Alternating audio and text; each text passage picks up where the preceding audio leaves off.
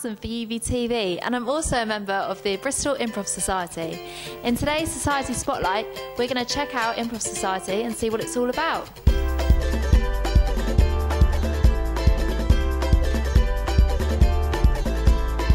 Happy, spinning, clapping, laughing, dancing in the blackness of magic.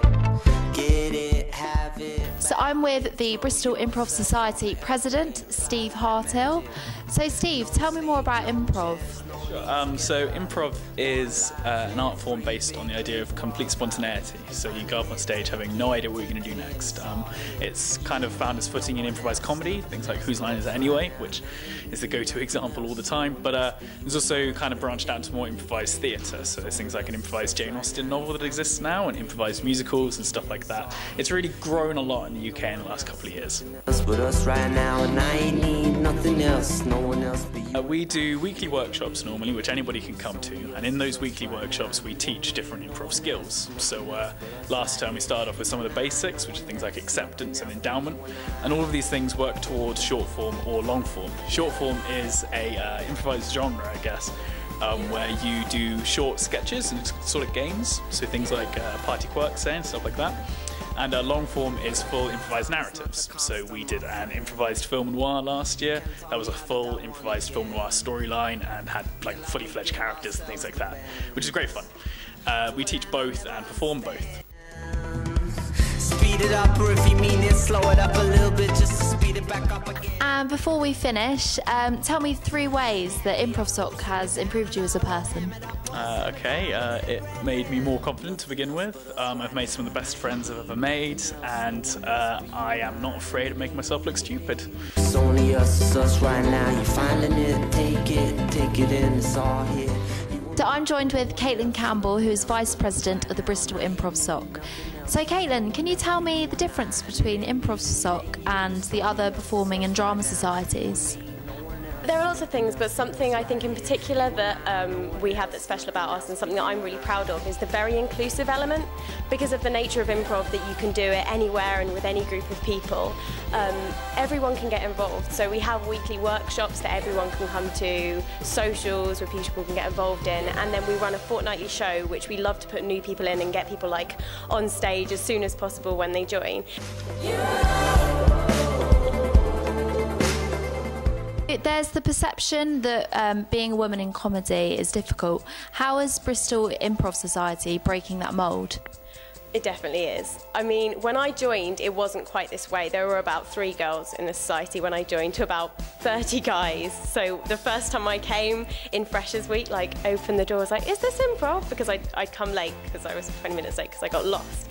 And everyone turned around and was just like, a girl! And it was really intimidating. But I stuck it out, and I'm really glad I did, because it's never been a kind of like exclusive society in that way that makes you feel like you don't belong. And while I've been in the society, the rate of women joining has just gone up and up and up. And I think it's partly because of improv as an art, because you have to be so supportive on stage. So the main rule of improv is that you just say yes to everything. You say yes and you don't block other people's suggestions, because that doesn't, that stops the scene from going anywhere.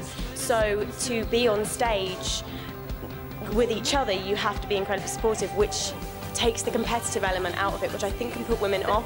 Over the last couple of years, it's gone up and up, and now we have pretty much 50-50 guys and girls, and it's just a really impressive feat, because I don't really see any other comedy groups replicating that. The friends I've made, I see them being my friends for life. I think something about improvisers is they are the most supportive and friendly people, from like university level to national professional level. You can meet improvisers in bars and they will talk to you for hours about what they do, and they're just some of the best people, just the nature of being supportive and friendly and good. So I'm with Tim. So Tim, can you tell me how you use your improv skills in everyday life? Well, I think they're very useful for interviews. I use it at job interviews, especially when you don't know people. You basically pretend that you're getting on stage, and this is your scene, and basically you're the star, so you have to just take whatever they throw at you and just go on with it, which is exactly like improv now.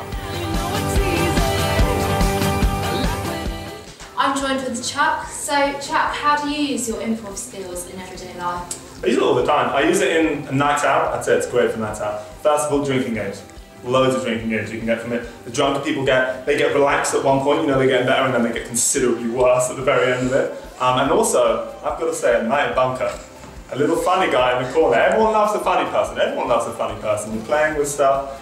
That's always quite good. Yeah, comedy. It's like learning how to be funny in situations that you're not comfortable in, which is what ladies like.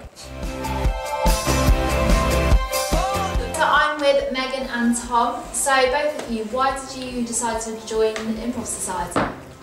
So I joined a few years ago, basically because I wanted to get more into like performing arts and stuff, but I didn't really have time to learn scripts. So I thought improv would be perfect. So when you're in improv workshops, do you ever get nervous, and how do you deal with stage fright?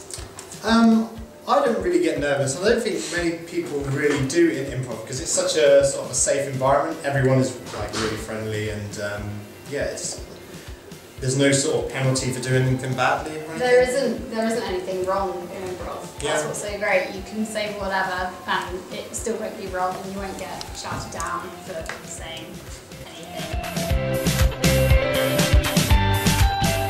So Joe, what made you so passionate about Improv Society that you wanted to run for the position of secretary? I found the two main focuses within improv is a sense of community and acceptance, really, and also opportunity as well. So what I found was everyone's very kind of open towards anyone, really. We're all very accepting. It's the key part of improv. How can people find out about when the workshops are? They can check our Facebook group, just search Bristol Improv on Facebook.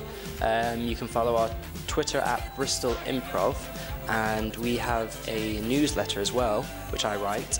And if you want to get in on that, you can join the group and ask for me, Joe Hesketh, and I'll put you on the email list. So I've had a really great evening tonight with Bristol Improv Society. Remember to check out their Facebook and Twitter, and make sure to come along to the next workshop. I've been Alison for UBTV, and you've been watching Society Spotlight. Thanks for watching.